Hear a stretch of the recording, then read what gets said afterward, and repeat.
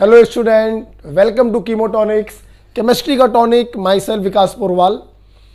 बच्चों, आज हम लोग किसी चैप्टर को पढ़ने के लिए नहीं मिल रहे हैं। पिछले कुछ दिनों से बच्चों का मैसेज आ रहा था, सर अंतिम 30 दिनों में कैसे पढ़ना चाहिए, कुछ स्ट्रेटजी बताइए। तो वैसे तो बच्चों अलग अलग बच्चों की अलग अलग स्ट्रेटजी होती है। कोई सुबह जल्दी उठ के पढ़ता है, कोई रात को देर तक पढ़ता है। फिर भी मेरे मन में मैंने कुछ स्ट्रेटजी बनाई, मैं उस स्ट्रेटजी को आपके साथ शेयर करना चाहूँगा। बेटा, स्ट्रेटजी बताने से पहले एक छोटी क्लास का एक श्लोक मुझे याद आ रहा है। मैंने 1-2 बार क्लास में भी बोला है, 6-7 क्लास में आपने भी पढ़ा होगा। मैं वो आप पहले बोलना चाहूँगा। विद्या ददाति विनयम विनयाद याति पात्रताम पात्रत्वातम धनमापनोति हात धर्मम तथा सुखम। अर्थात विद्या यानी ज्ञान से बेटा विनम्रता आती है, पोलाइटनेस।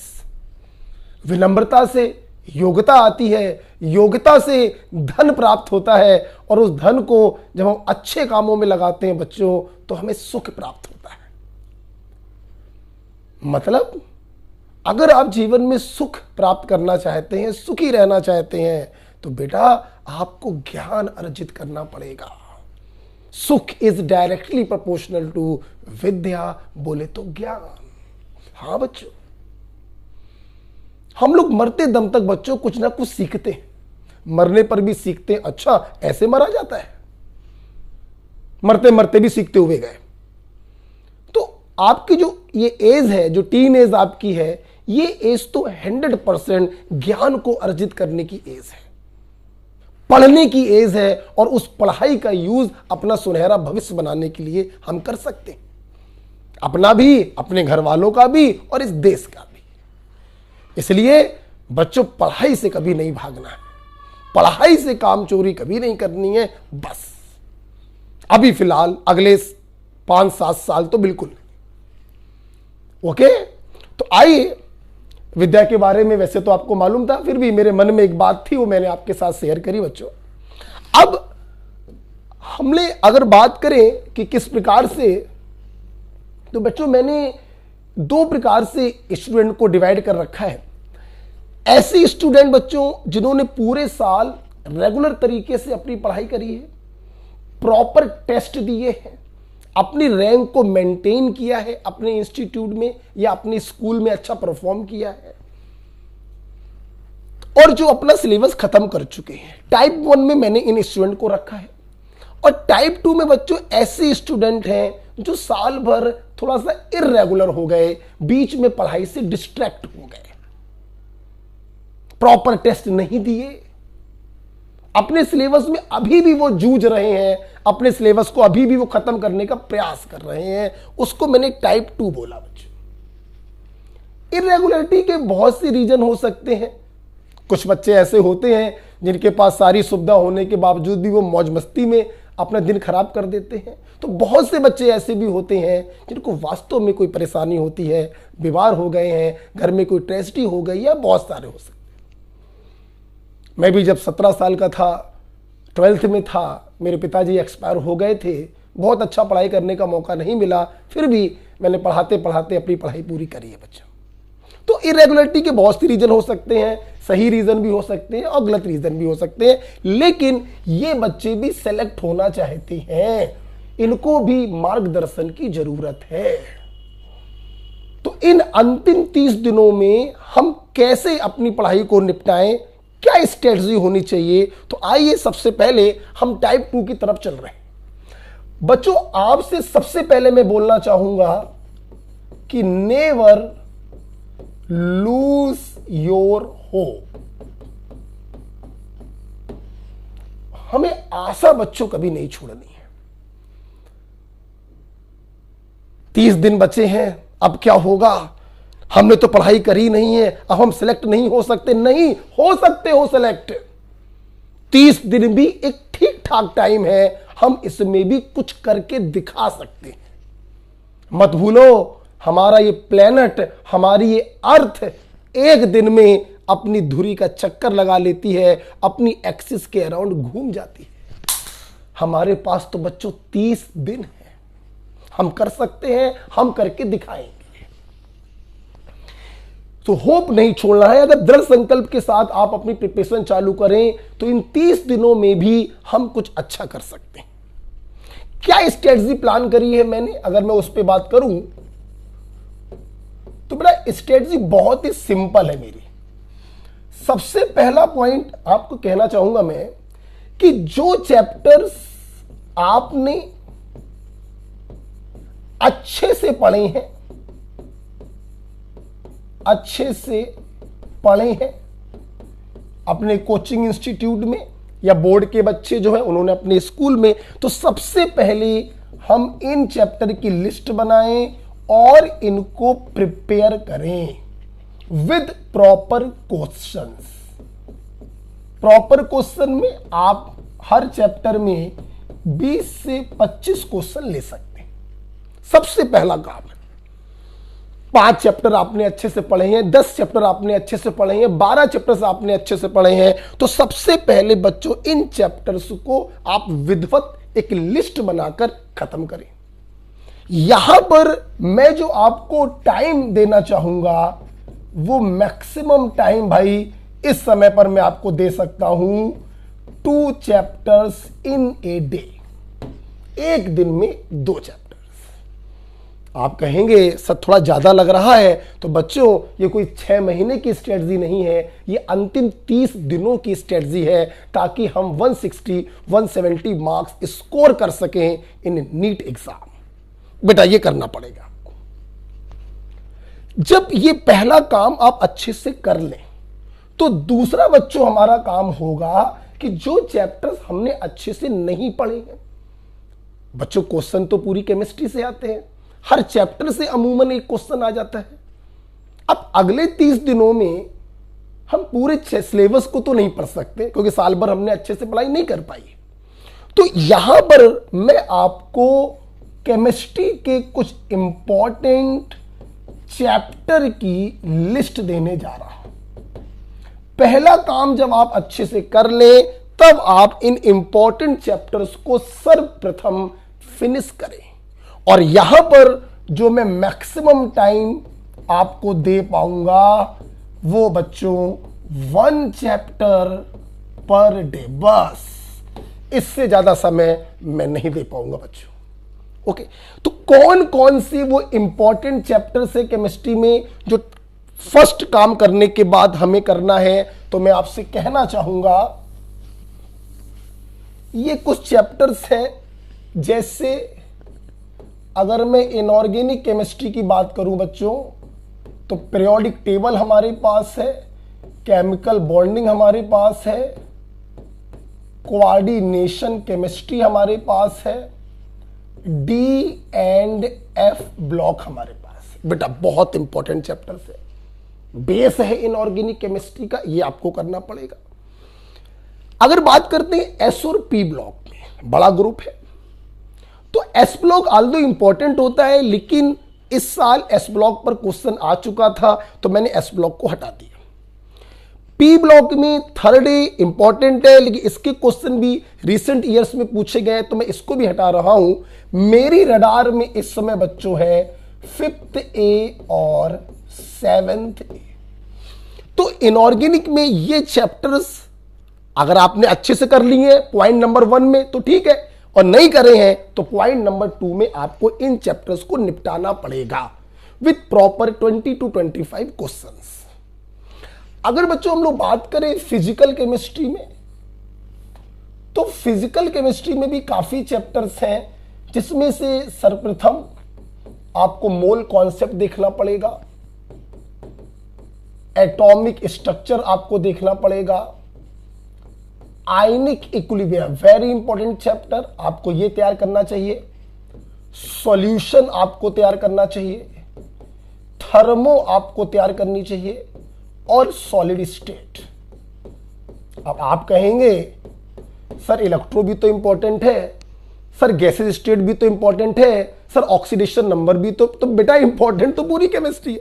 अमूमन एक चैप्टर से एक सवाल आ जाता है, लेकिन हम बात कर रहे हैं कुछ उन चैप्टर्स की जो मिनिमम आपको तैयार होने चाहिए। पॉइंट नंबर 1 खत्म करने के बाद पॉइंट नंबर 2, राइट। अब इलेक्ट्रोकेमिस्ट्री से भी एक क्वेश्चन आता है और सॉलिड स्टेट से भी एक क्वेश्चन आता है, बट इलेक्ट्रो को तैयार करने में हो सकता है आपको परेशानी हो, तो उसको हटाइए, इसी चैप्टर को हम लोग तैयार करेंगे, ठीक है। बात करें बच्चों हम लोग ऑर्गेनिक की, तो ऑर्गेनिक में सबसे पहले तो बच्चों जीओसी, जनरल ऑर्गेनिक केमिस्ट्री, जिसमें आईयूपीएसी, आइसोमेरिज्म और रिएक्शन मैकेनिज्म आता है, बहुत अच्छे से आपको तैयार करनी पड़ेगी बच्चों ये।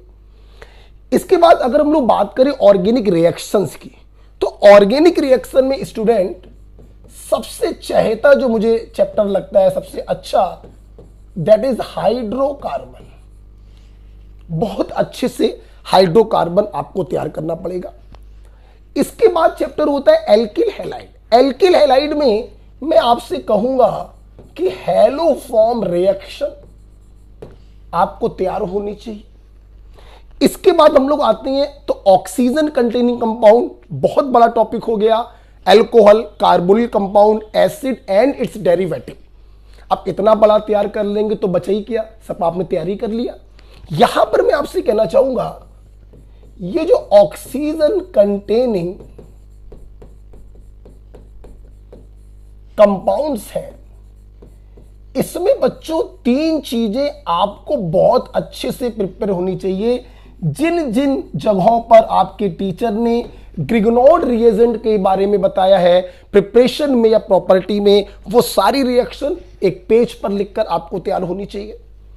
जहां जहां पे डिस्कशन हुआ है रिडक्शन का, with the help of reducing agent like NaBH4, like LiAlH4, like Diol H, तो ऑक्सीजन कंटेनिंग कंपाउंड में जितने भी रिडक्शन आपके टीचर ने आपको बताए हैं वो एक पेज पर लिखकर आपको तैयार होने चाहिए। और तीसरा काम है स्टूडेंट ऑक्सीडेशन। जो भी ऑक्सीडेशन आपके अध्यापक ने आपको पढ़ाए हैं, स्कूल टीचर ने आपको पढ़ाए हैं या कोचिंग टीचर ने आपको पढ़ाए हैं, तो एटलीस्ट बच्चों ये आपका काम है। काम नंबर 2, इनमें से बहुत से चैप्टर हो सकता है आपने अच्छे से पढ़ रखे हो तो पॉइंट नंबर 1 में निपट गए, जो बचे रह गए उनको पॉइंट नंबर 2 में आपको सबसे पहले खत्म करना है। यहां भी बच्चों इंपॉर्टेंट चैप्टर की लिस्ट में हम कुछ ऐसे चैप्टर भी आपको बताना चाह रहे हैं जो टोटली रट्टाफिकेशन है, बट इनसे अमूमन 2 से 3 क्वेश्चन एग्जाम में आ जाते हैं। ये सबसे पहला है chemistry in every day life, specially polymer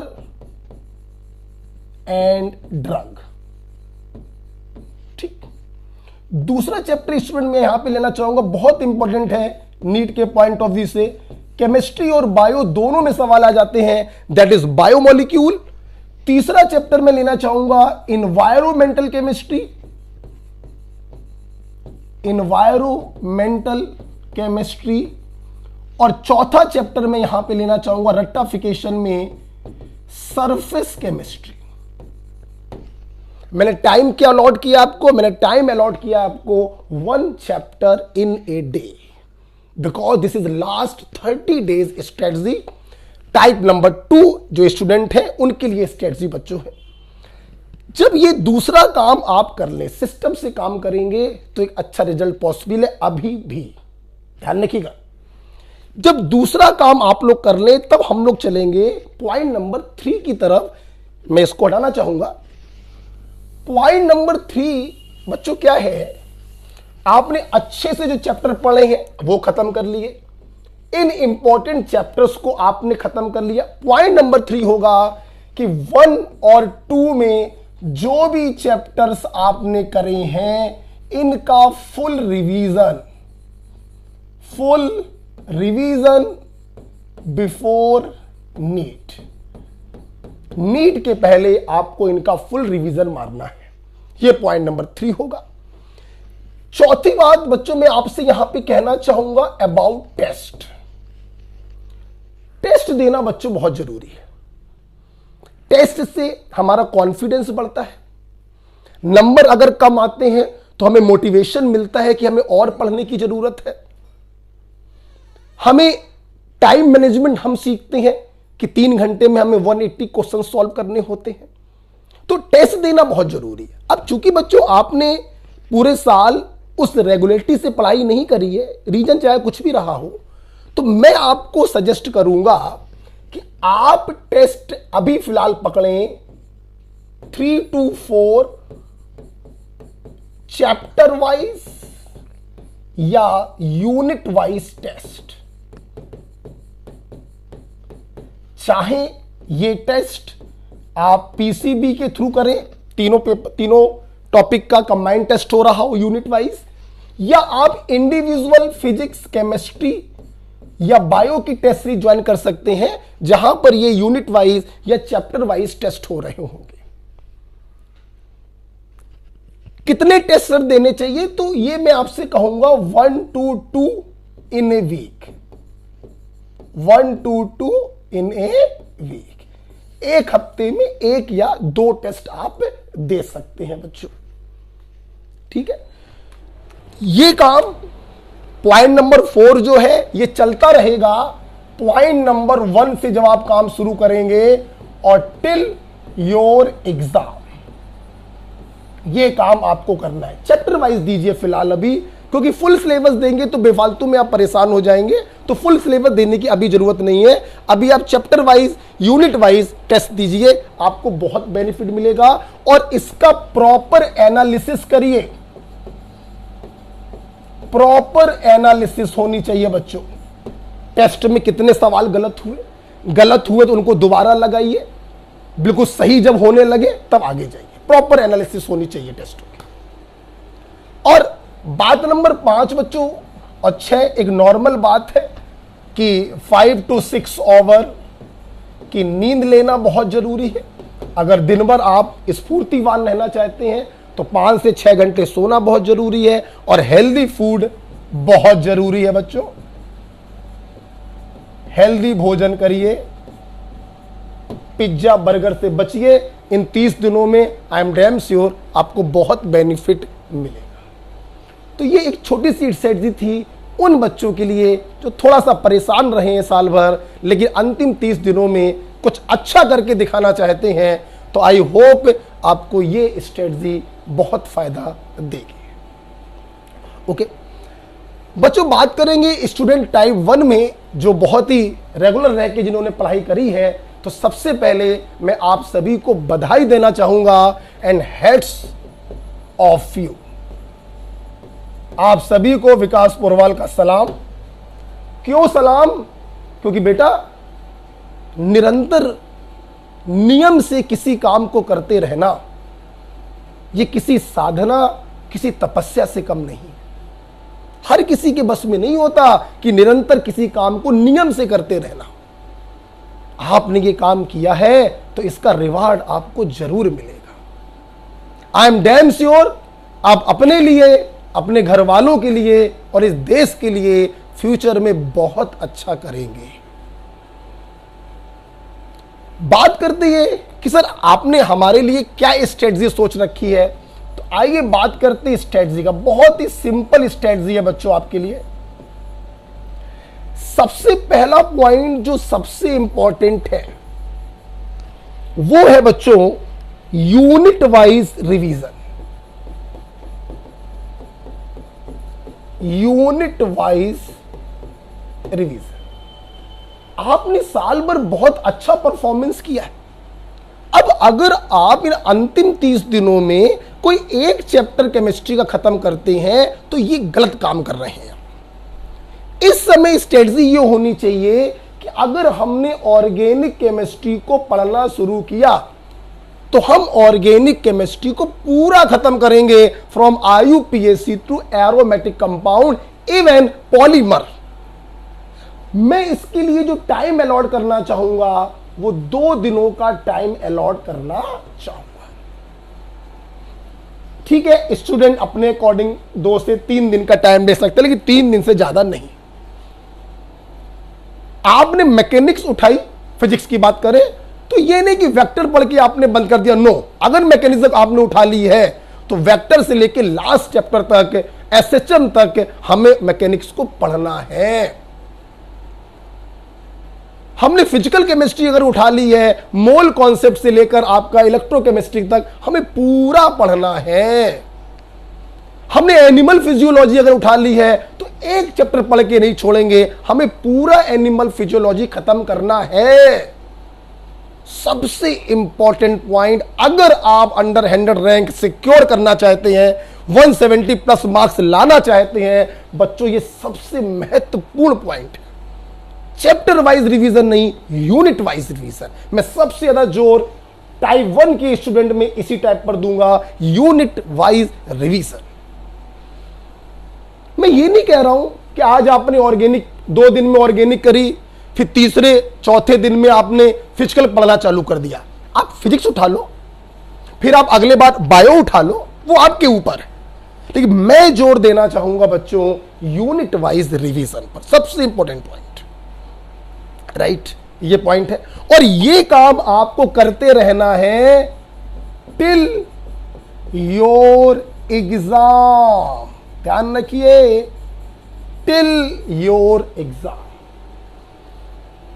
okay बच्चों, ये स्ट्रेटजी मेरी स्ट्रेटजी नहीं है, ये स्ट्रेटजी एक टॉपर की स्ट्रेटजी है जिसकी रैंक 39th रैंक आई थी बच्चों। तो मुझे इतनी अच्छी लगी स्ट्रेटजी कि मैंने आपके साथ शेयर करना चाहा।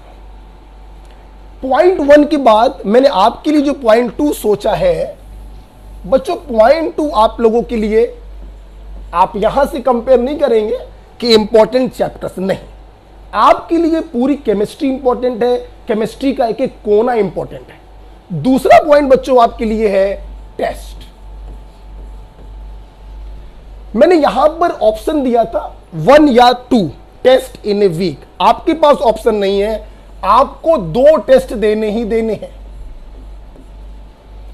पहला टेस्ट आपको देना है यूनिट वाइज या 3 to 4 चैप्टर वाइज।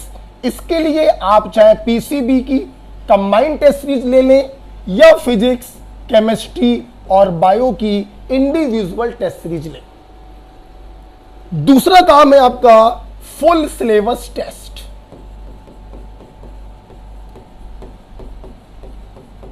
हफ्ते में एक आपको फुल सिलेबस टेस्ट देना है in the form of PCB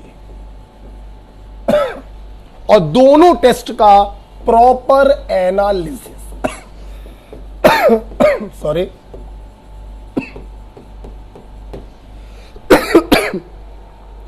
test की प्रॉपर एनालिसिस। सवाल गलत हुआ तो क्यों गलत हुआ, गलत हुआ तो उसका सॉल्यूशन अपने टीचर से पूछा, फिर उस सवाल को आपने सॉल्व किया। प्रॉपर एनालिसिस होनी चाहिए टेस्ट 1 और टेस्ट 2 दोनों की। 2 टेस्ट आपको देने हैं इन ए वीक। राइट, कोई ऑप्शन आपके पास नहीं है, 2 इन ए वीक। एक यूनिट वाइज है और एक फुल सिलेबस है, जबकि यहां पर मैंने बच्चों को बोला है सिर्फ यूनिट वाइज टेस्ट देने के लिए। एक भी दे सकते हैं और 2 भी दे सकते हैं। अच्छा, तीसरा बच्चों एक बड़ा पॉपुलर क्वेश्चन होता है जो अक्सर बच्चे पूछते हैं, प्रीवियस ईयर क्वेश्चन। बच्चों मेरी नजरों में इनका कोई रोल नहीं। अगर आपने प्रीवियस ईयर क्वेश्चन शुरू में तैयारी करते समय 1 या 2 बार लगा लिए हैं तो ये सफिशिएंट है बच्चों। मैं इन 30 डेज में आपसे रिक्वेस्ट करना चाहूंगा कि आप अपने टीचर की जो असाइनमेंट है उसको अगर लगाएं तो आपको बहुत बेनिफिट मिलेगा। और दूसरा, ये जो टेस्ट पेपर आप दे रहे हैं, इन टेस्ट पेपर्स को अगर आप लगाएं दोबारा, तिबारा, चौबारा, बार बार, आपको ज्यादा बेनिफिट मिलेगा in comparison to previous year questions. क्योंकि बहुत कुछ सिलेबस डियर चेंज हो गया है। 1-2 बार आपने लगाया होगा जब आप तैयारी कर रहे होंगे, तो आप इनको रखिए। अब मैं चाहूंगा आप जब भी किसी चीज को रिवाइज करें तो 20-25 सवाल अपने टीचर की असाइनमेंट से लगा लें, समय मिले तो इन टेस्ट पेपर को बैठ के दोबारा लगा लें। राइट स्टूडेंट, और बात करें चौथी और 5वीं, तो बच्चों को कॉमन है 5 to 6 आवर की नींद होनी चाहिए और हेल्दी भोजन हमको करना है पिज्जा बर्गर नहीं खाना है, अपनी सेहत को सही रखना है, बीमार नहीं पड़ना है। स्वस्थ शरीर में ही स्वस्थ और तेज दिमाग का वास होता है, इस बात को ध्यान रखिएगा। तो ये एक छोटी सी स्ट्रेटजी थी टाइप 1 स्टूडेंट और टाइप 2 स्टूडेंट के लिए। जाते जाते एक आखिरी बात मैं और बताना चाहूंगा। बच्चों, आपका पेपर 1 अगस्त को अनाउंस्ड है। हमें अपनी पूरी स्ट्रेटजी, पूरी तैयारी इस 1 अगस्त को ध्यान में रखकर ही करनी है। मान लीजिए आपका पेपर पोस्टपोन हो जाए, तो पोस्टपोन होने पर जो समय आपको मिलेगा बच्चों, वो समय आपका बोनस पीरियड है, बोनस पीरियड। और उस बोनस पीरियड में आप अपने इन कामों को करते रहिए कंटिन्यू, जब तक कि एग्जाम ना हो जाए। याद करिए लास्ट ईयर का टॉपर शोएब मलिक, सॉरी मलिक नहीं था, शोएब आफ्ताब।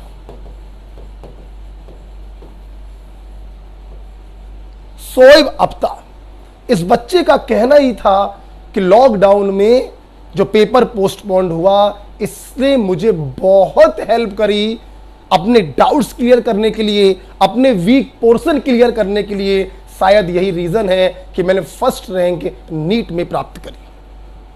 तो ये जो अगर आपका पेपर आगे बढ़ रहा है तो आप उसको लेके मत चलें, आप 1 अगस्त को लेकर अपनी तैयारी करें। पेपर अगर पोस्टपोन्ड होता है तो हम उसको ऐसे बोनस लेंगे और अच्छी प्रिपरेशन करेंगे, अपने डाउट्स और अच्छे क्लियर करेंगे।